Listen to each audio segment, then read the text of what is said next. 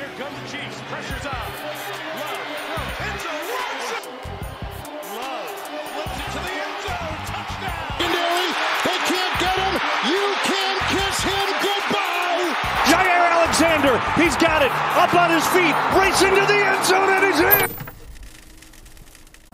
Jordan Love and the Green Bay Packers are going to be one of the best teams in the NFL next year. And I got good facts to go ahead and back this up. I like what I saw from Jordan Love in his first full season starting. Love the moves that they went ahead and did in the offseason, like bringing in running back Josh Jacobs and letting Aaron Jones go. I'm a huge fan of that. I like how they made defensive coordinator changes. Joe Barry was not a good defensive coordinator. And I really just like their offense in general. So on today's video, I'm going to go ahead and break it all down. Before I get into it, make sure to drop a like and subscribe. It's very much appreciated. How many wins do you think the Green Bay Packers are going to get next season? And let's get straight into it. First off, let's talk about the remarkable season that Jordan Love had last year. Last year in the regular season, he threw for 4,100 yards, 32 touchdowns, 11 interceptions, and a completion percentage of 64.2. Of course, he would go ahead and just all around destroy the Dallas Cowboys in the wild card round, pulling off an insane upset, the first 7 seed to finally win a playoff game, and then would get very, very, very close to go ahead and beating the San Francisco 49ers in the divisional round. But of course, they went ahead and came up short. Even though their season ended very tragically, there's got to be some highlights you got to talk about. I mean, they were first 7 seed to go ahead and beat a 2 seed, which is insane. Jordan Love absolutely just dominated and destroyed that Dallas Cowboy defense. And of course, Jordan Love didn't play his best game in that San Francisco game, but you know, it is the San Francisco 49ers. They had the best defense last year. He did throw 2 interceptions, and that 1 interception being at the end of the game, but you know what? That is all right, because this is his first year of starting. He's just going to continuously get better. It's crazy because throughout the season, a lot of people thought Jordan Love couldn't throw the deep ball, because after that Raiders game, it was looking pretty tragic. Yeah, he shut them rumors up real quick and started throwing that deep ball pretty well towards the end of the year. And I think the great thing about Jordan Love is, you know, this was his first year starting. He threw 30 touchdowns, 4,000 yards. He's just going to continuously get better. He's in a great offensive system. He has some great guys in the wide receiver core. Of course, Christian Watson, if he can put together a healthy season, he's a great deep target. Jaden Reed was emerging as a wide receiver 1 towards the end of the year. He's also a great guy, my fantasy football sleeper. Wicks is a great wide receiver 3. We saw him in that Cowboys game make some plays. And then Romeo Doubs, he's able to also make some insane catches. So this wide receiver core is pretty young, and that's a really good thing for the Packers, because when you have a young wide receiver core and a young quarterback and everything is clicking this early,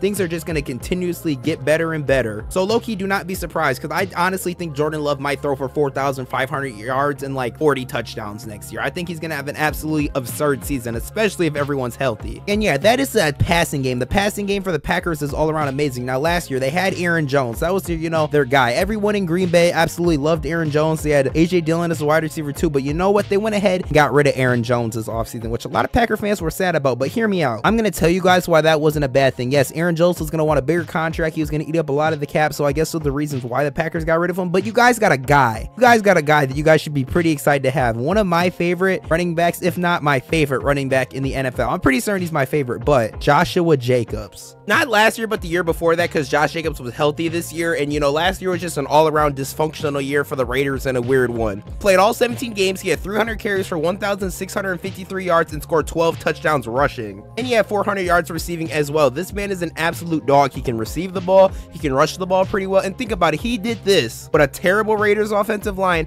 and a terrible head coach with Josh McDaniels in the Josh McDaniels offense. That was all around terrible. He did this, and then of course towards the end of the year last year, before he got hurt, he was heating up a little bit with the new Antonio Pierce at head coach. So now in the Matt LaFleur system, Aaron Jones was getting used pretty well, and he was doing some pretty great things. So I feel like Josh Jacobs is going to be able to thrive in this offense. And that's what I'm really excited to see, because I honestly feel like he can have another insane year in this Packer offense now that he has a way better offensive line, a way better offensive system. If they're able to use him right, he can be like just the same thing as like an Aaron Jones in this offense. And then also in the draft, they drafted Marshawn Lloyd, which I think eventually he's going to be the RB2 in this offense, because he's looking like an all-around gem. The Packers offense, man, I really think it's going to be a top 5 offense next year. Top 5 in yards, scoring. It's going to be amazing to see next year. They got a great quarterback in Jordan Love, who's just going to get more experience and become better. An amazing wide receiver core with a ton of young guys that can go ahead and blossom and be even better, and then a great running back room. Like me personally, huge fan of Josh Jacobs. Can't wait to see what he's gonna go ahead and do. And then they went ahead and drafted a lineman in the draft. They're just gonna keep beefing up that O-line to give Jordan Love more time to go ahead and throw the ball and be able to run the ball better with Jacobs. And his whole offense is all in a Matt LaFleur offense, which is actually pretty good. Now talking about the defense, last year they had Joe Barry. We saw how bad Joe Barry was. That defense was so questionable at times. Like Bryce Young had his best career game game versus the Packers. He all around just diced that defense up. Even though they made it to the second round, they still went ahead and got rid of him, which I think was the right thing to do. They went ahead and hired Boston College Jeff Hayfley, and it sounds like he's going to be pretty much better. Kenny Clark has came out and said his hiring is going to allow the Packers defense to be way more disruptive than it was in the past. Honestly, this Packer defense has a lot of talent, but they really haven't been able to do a lot with it, especially on the defensive line, because they got some guys, they just haven't been able to translate it. And I think with this new defensive coordinator and Kenny coming out and saying this, I think this defense is going to be way better. Like I said, on the defense, they got some guys. They got Preston Smith, they got Kenny Clark, Rashawn Gary,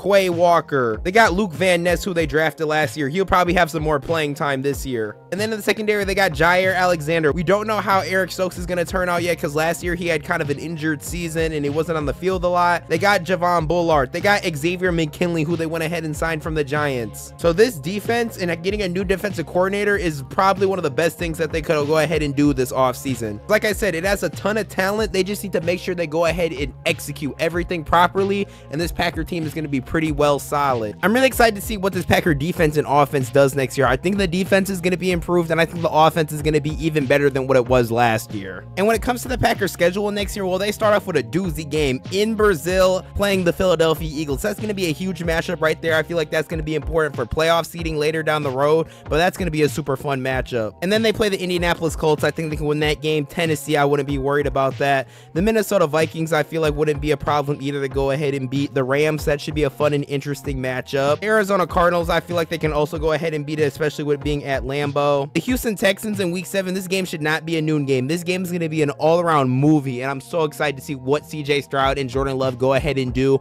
in a matchup versus each other. Jacksonville Jaguars, that's another team that I'm not really worried about next year. I feel like they're not as good as they should be, and Trevor Lawrence isn't as good as he should be. And then of course they play Detroit. That's also going to be another wonderful matchup to go ahead and see who is going to go ahead and win the NFC North. I'll get into that a little bit later. They have week 10 bye this year versus the Chicago Bears. They should still go ahead and beat the Bears. I'm not expecting Caleb Williams to go ahead and do anything insane in his first season. I think this is going to be the year that they finally get over the hump and finally beat the 49ers. After what they almost did last year in the divisional round, I feel like they're finally going to learn their lesson, and week 12 this year they're going to be able to take out the Niners. Week 13, Thanksgiving, Thursday night football on Thanksgiving versus the Miami Dolphins. This just sounds like a Jordan Love 300-yard 4-touchdown game. I'm sorry, Miami Dolphin fans, but y'all gonna get diced up. And then they play Detroit again. Like I said, very important matchup versus Seattle. That's also another interesting one. I think they can go ahead and beat them. New Orleans, I also think they can go ahead and beat them. And then they end out the season with Minnesota and Chicago. So low-key, I honestly think this Green Bay Packer team can go ahead and win like 12 games here, 12 to 13 games. Some tough opponents in there like the Niners and the Texans, and they got some divisional opponents, which divisional opponents are always going to give you a hard time. I expect this Packer team to be pretty good next year. And who do I think is going to win the NFC North? It's going to be very close, but I'm going to give the Packers the edge right now to currently win the NFC North. It's going to be very close. Detroit won it last year.